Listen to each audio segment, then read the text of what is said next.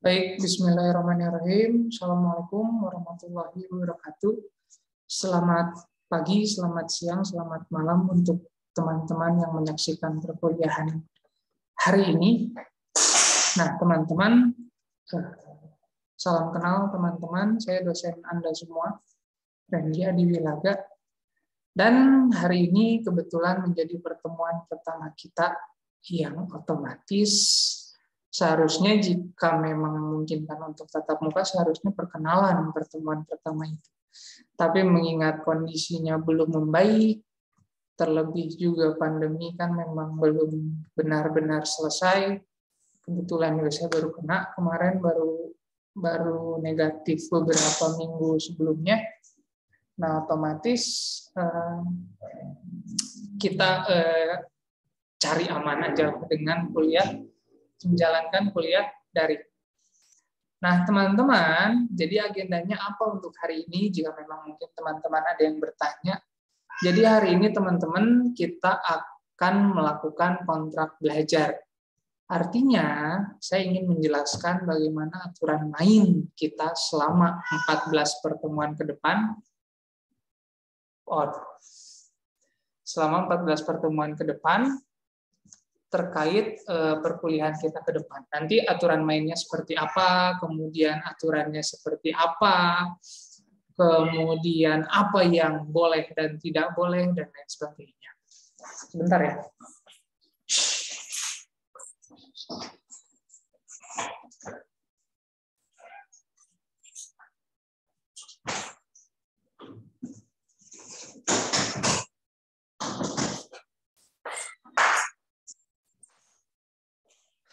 Maaf ya, iklan dulu. Nah, sebelum kita lebih jauh menjelaskan tentang kontrak belajarnya, teman-teman, saya ingin memperkenalkan secara detail dulu dosen Anda semua itu seperti apa komposisinya. Artinya begini, teman-teman, jangan sampai teman-teman berpikir, wah itu jangan-jangan dosennya abal, itu jangan-jangan dosennya dosen cabutan, jangan-jangan dosen asistensi, dan lain sebagainya. Nah, makanya teman-teman, saya akan memperkenalkan diri terlebih dahulu kepada teman-teman. Oke, nah jadi saya akan coba share screen dulu teman-teman terkait slide tentang biodata. Sebentar.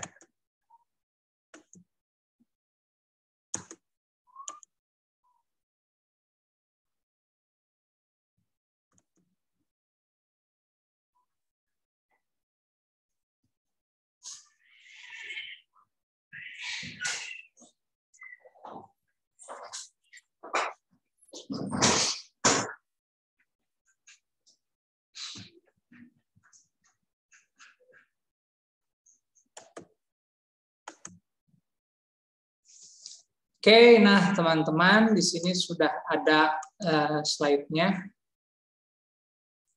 Pertama-tama teman-teman saya ingin apa ya istilahnya memperkenalkan secara detail dulu terkait siapa saya sebenarnya. Nah, teman-teman bisa teman-teman lihat nama saya, nama lengkap saya itu Randy Adiwilaga.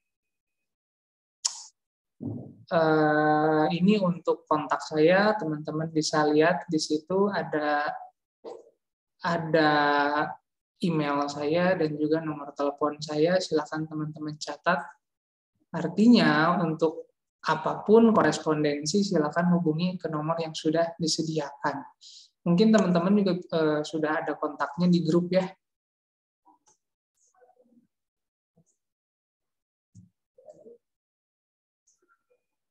Nah, mungkin teman-teman juga sudah ada kontak saya di grup. Jadi silakan teman-teman bisa cek nomor saya. Nah, saat ini teman-teman untuk sementara waktu saya menjabat sebagai Dekan Fakultas Ilmu Sosial dan Ilmu Politik di Universitas Balai Bandung sampai nanti tahun 2025. Jabatan saya, jabatan fungsional terakhir adalah Lektor 300. Nah, untuk riwayat pendidikan saya, teman-teman, Saya S1 di Ilmu Pemerintahan Universitas Padjadjaran, lulus tahun 2012, dan S2-nya saya mengambil studi ketahanan nasional, konsentrasi kepemimpinan dan juga politik Islam. Nah, di ketahanan nasional ini saya di Universitas Gadjah Mada dan lulus tahun 2015. Setahun sempat ngajar di D3 Unpad, kemudian di Stisip Bina Putra Banjar, dan per tahun 2016 sampai sekarang saya mengajar di Universitas Balai Bandung.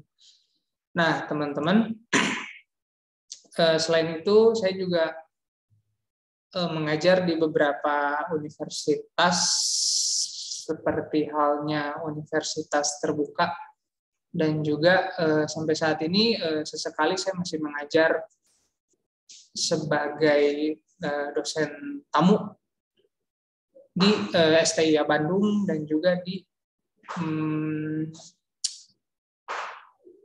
LP3I. Nah, kebetulan saya mengajar Pancasila dan Kewarganegaraan.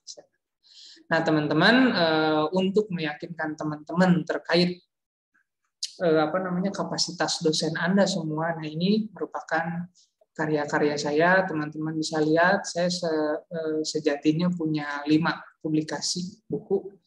Nah, teman-teman bisa lihat ini judul-judulnya, dan juga ada publikasi jurnal baik internasional maupun nasional yang sudah terpublikasi sebanyak 22-23 publikasi. Nah, ini teman-teman bisa searching sendirilah di Google. Teman-teman kan generasi canggih sekarang, serba bisa mengakses sesuatu. Silakan teman-teman akses, barangkali masih ragu dosen-dosennya seperti apa. Nah, teman-teman, untuk hari ini kita hanya akan membahas tentang kontrak belajar. Artinya aturan main kita tuh bagaimana sih nanti selama 14 pertemuan ke depan. Oke. Nah, saya ingin menjelaskan yang pertama itu terkait absensi lulus, teman-teman. Mungkin di dosen-dosen lain absensi tidak diperhitungkan dan lain sebagainya. Teman-teman juga mungkin untuk kuliah-kuliah sebelumnya nggak terlalu memusingkan ini. Tapi mohon maaf teman-teman, pada perkuliahan ini absensi lulus minimal itu 70% dari 14 pertemuan. Nah, kalau kurang dari itu gimana, Pak? 60%, Pak. Tapi saya UTS, UAS ikut, tugas juga ngumpulin terus. Tidak ada, kawan-kawan. Tidak ada istilah seperti itu. Jika di bawah 70%, mohon maaf, teman-teman, silakan mengulang tahun depan. Absensi lulus minimal 70%. Artinya teman-teman punya jatah 70% dari 14 pertemuan tersebut. Silakan teman-teman hitung sendiri. Nah, sisanya si 30% itu mungkin jatah teman-teman, baik itu untuk bolos, untuk apapun silakan. Kalian punya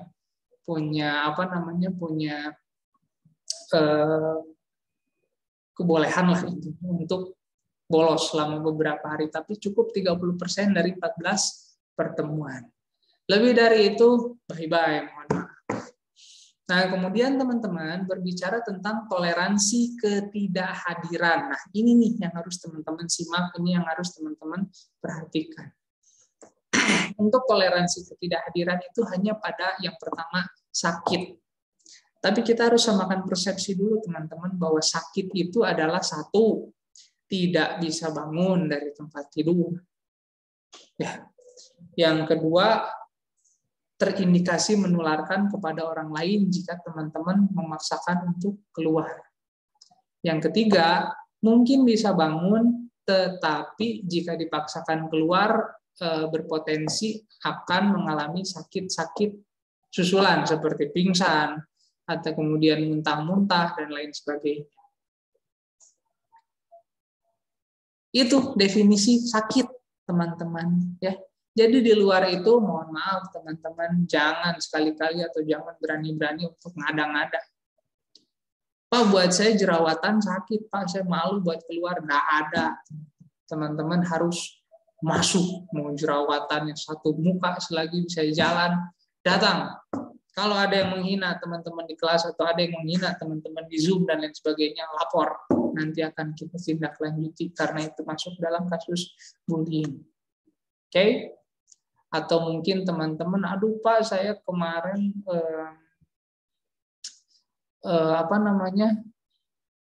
masak Pak, atau saya gunting buku Pak. kedalaman guntingnya Pak, aduh ini buat saya sakit banget, saya merasa bahwa ini akhir dari hidup dan lain sebagainya. Nggak ada, masuk.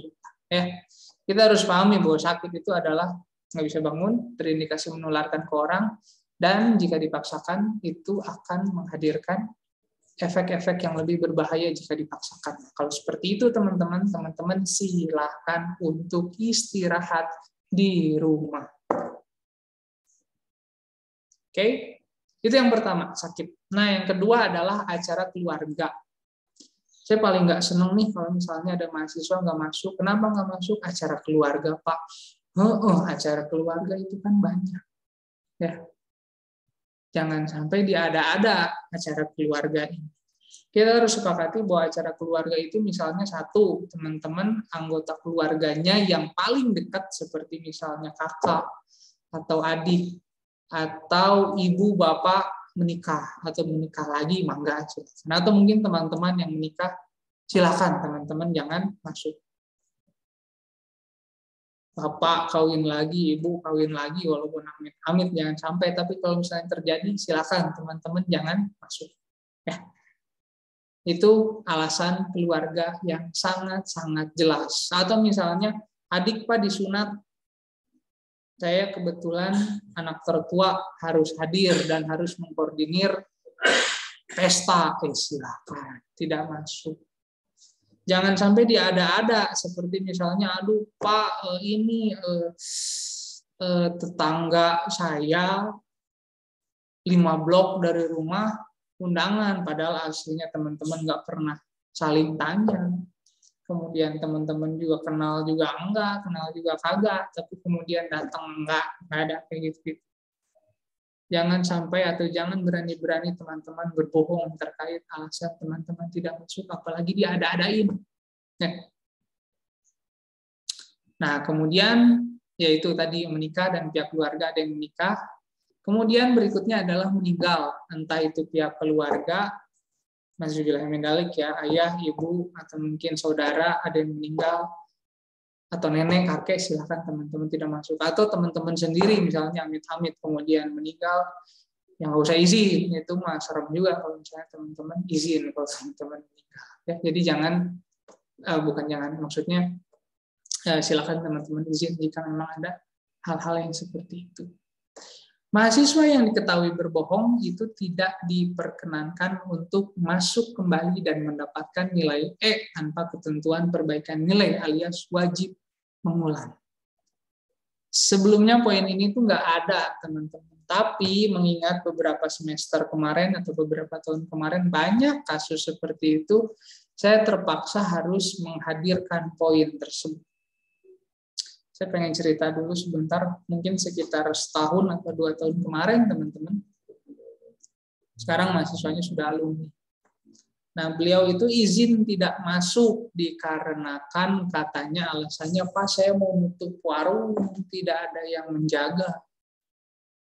Tersentuh ya, saya artinya, aduh ini mahasiswa sudah harus kuliah, tapi juga harus kerja.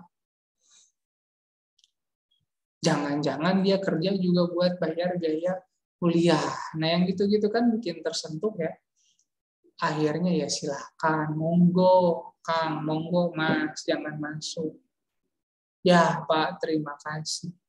Kebetulan teman-teman, pulangnya saya harus ke salah satu mall untuk ketemu dengan mitra kerja. Kebetulan mall tersebut itu bioskopnya di lantai 2 dan eskalatornya itu cuma 1, nggak ada akses lagi. Nah, kebetulan jalan pintu belakangnya juga itu langsung ke eskalator bioskop. Pas saya masuk, beliau turun dari bioskop yang tadi izin dengan cewek.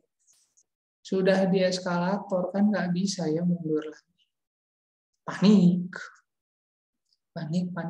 sudah turun, saya cegah. Katanya nutup warung. Cengengesan, iya Pak, sekalian. Kenapa nggak bilang aja mau pacaran atau nggak usah pakai acara nutup warung ya? Nah, itu masuknya kategori berbohong, penipuan, itu pasal penipuan, KUHP kena. Nah, artinya teman-teman janganlah coba yang itu menyakiti kepercayaan orang. Oke? Artinya mahasiswa yang diketahui berbohong itu silakan mengulang tahun depan dan mendapatkan nilai nggak usah masuk lagi. Oke? Nah, poin berikutnya ini jika memang kita kebetulan harus ada tatap muka. Toleransi telat masuk itu 15 menit. Lebih dari 15 menit, silakan tutup pintunya dari luar alias jangan masuk. Oke, itu untuk toleransi masuk jika kebetulan kita harus tatap muka.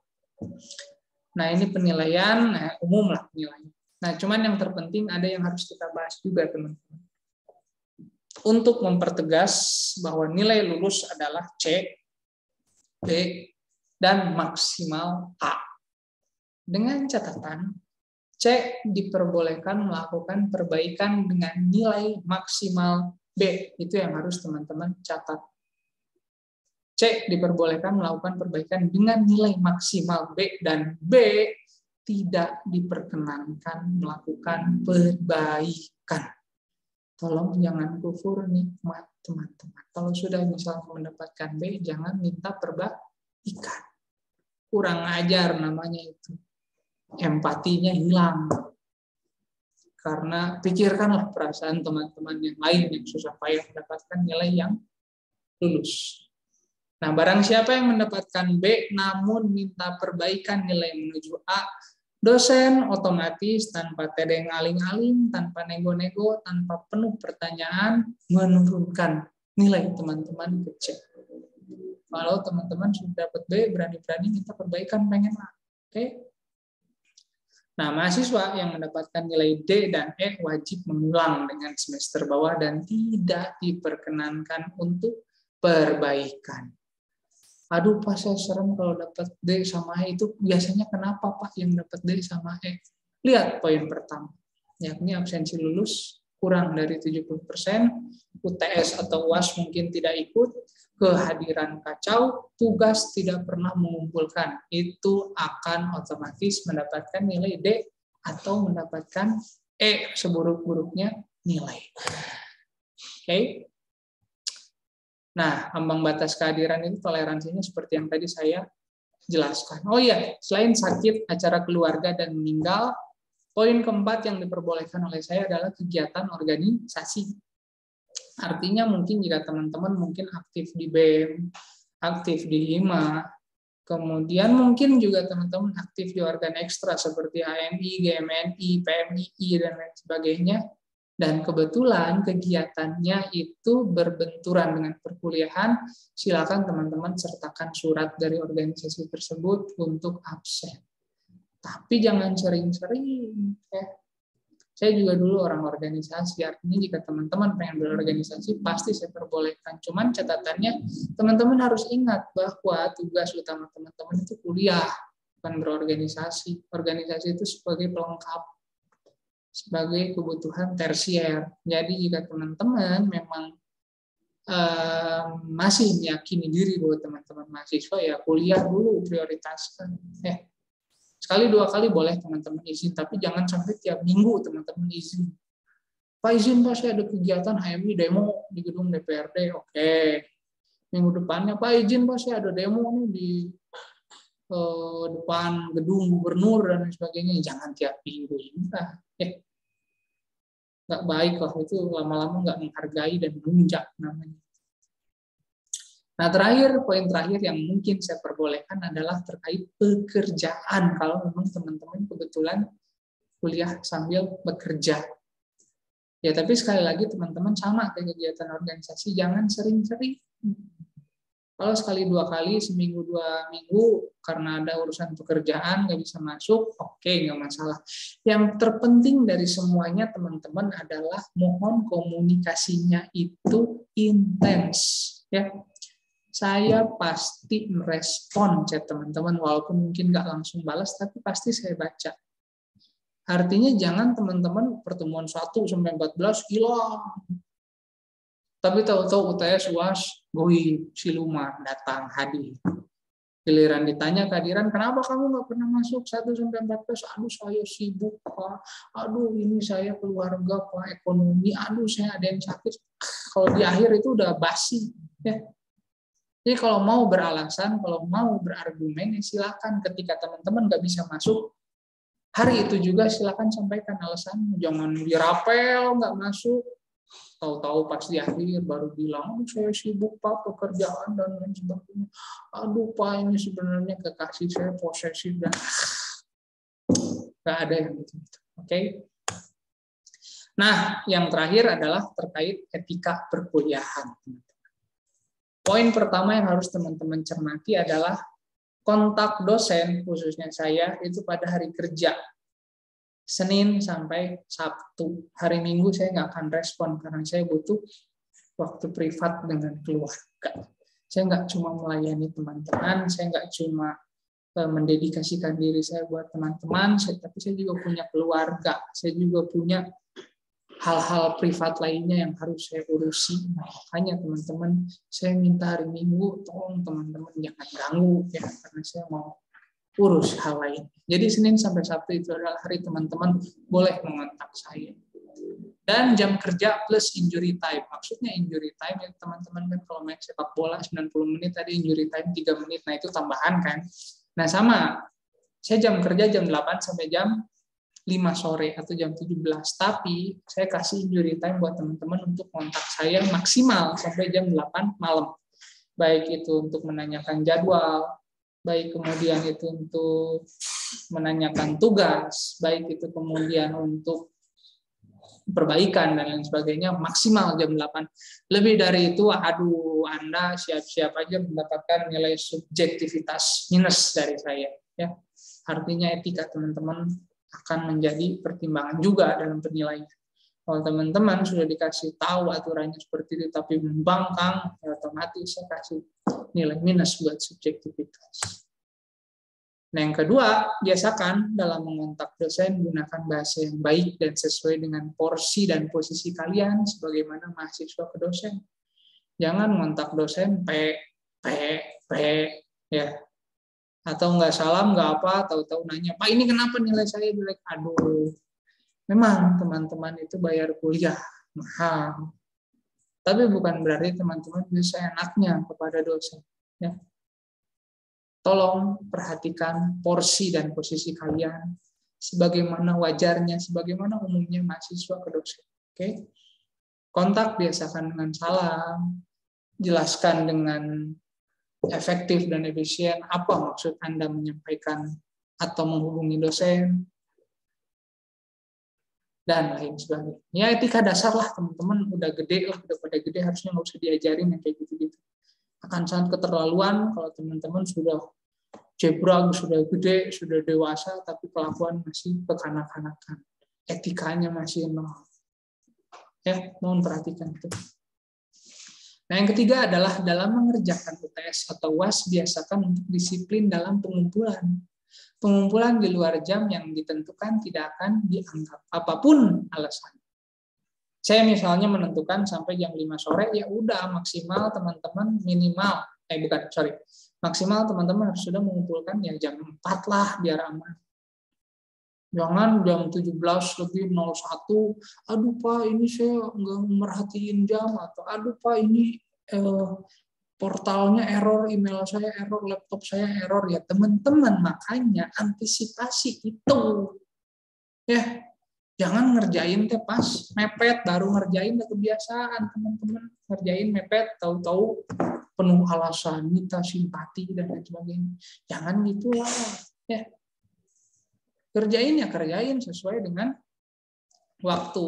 Untuk mengantisipasi kerjakan di awal waktu. Sholat aja harus di awal waktu. Masa ngerjain tugas susah banget di awal waktu. Oke. Jangan mepet baru ngumpulin giliran error, banyak puisi. Oke. Nah, yang keempat, mahasiswa yang didapati ada laporan melakukan tindakan bullying, rasisme, pelecehan seksual, serta kegiatan korupsi, itu tidak diperkenankan lagi mengikuti perkuliahan untuk seterusnya. Bullying itu maksudnya teman-teman sudah tahu lah, gencet-gencetan di WC lah, perempuan tuh biasanya itu. Atau kemudian ada yang disabilitas, kemudian teman-teman ejek, ramai-ramai, dan lain sebagainya. Kurang ajar itu. Nanti jangan ikut kuliah sana. Kemudian jika ada indikasi rasisme itu seperti misalnya teman-teman menghina warna kulit, menghina suku orang, wah itu Anda akan dikenai sanksi untuk jangan mengikuti perkuliahan lagi. Wah hitam lu, atau jamet, atau lu orang ini, itu rasis. Ya, mohon diperhatikan. Dan yang terpenting adalah pelecehan seksual. Saya nggak mau ada mahasiswa saya terlibat kasus pelecehan seksual. Entah maksa orang buat tidur bareng, entah juga catcalling ke orang lain, ke cewek yang lewat kemudian di QQ dan lain sebagainya. Saya nggak mau deh ada mahasiswa yang kayak gitu. Kalau ada laporan dan juga ada saksi yang melihat teman-teman yang melakukan kasus-kasus tersebut, akan saya skorsing dari perkuliahan saya. Nggak boleh lagi ikut yang itu. Dan terakhir adalah kegiatan korupsi baik makro dan mikro.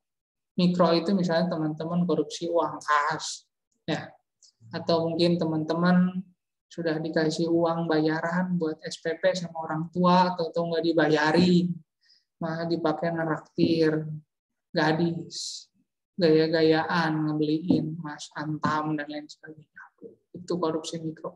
Nah, korupsi makro misalnya teman-teman aktif partai politik, terus terlibat kasus suap dan lain sebagainya dengan kepala daerah, waduh itu jangan berani-berani deh menampakkan diri di depan muka saya. Untuk semuanya sanksinya tidak diperkenankan mengikuti perkuliahan lagi. Dan terakhir, mohon mahasiswa tahu diri dan sadar diri terkait tugas, kehadiran, keikutsertaan ujian, dan lain sebagainya. Jangan di akhir setelah nilai keluar.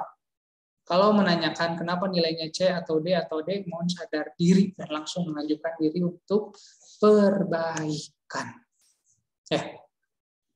Nah, itu tadi teman-teman kontrak belajar yang bisa saya jelaskan. Saya nggak mau lagi tuh misalnya ada ini sudah dijelaskan seperti itu, tahu-tahu teman-teman melakukan pelanggaran-pelanggaran yang sama. Kan udah dikasih tahu.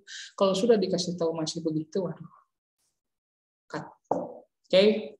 Demikian teman-teman yang bisa saya sampaikan. Semoga teman-teman betah untuk kuliah dan semua teman-teman bisa belajar disiplin untuk perkuliahan saya. Semoga di akhir hasilnya bisa memuaskan teman-teman dan teman-teman minimal bisa mendapatkan ilmu yang bermanfaat, entah itu sedikit atau banyak, dan setidaknya semoga bisa merubah kehidupan teman-teman ke depan. Demikian teman-teman, terima kasih atas waktunya. Semoga waktu dan kuotanya digantikan oleh Tuhan semesta alam dengan pahala, karena niat teman-teman adalah belajar, di mana belajar itu sama dengan beribadah. Terima kasih. Wassalamualaikum warahmatullahi wabarakatuh.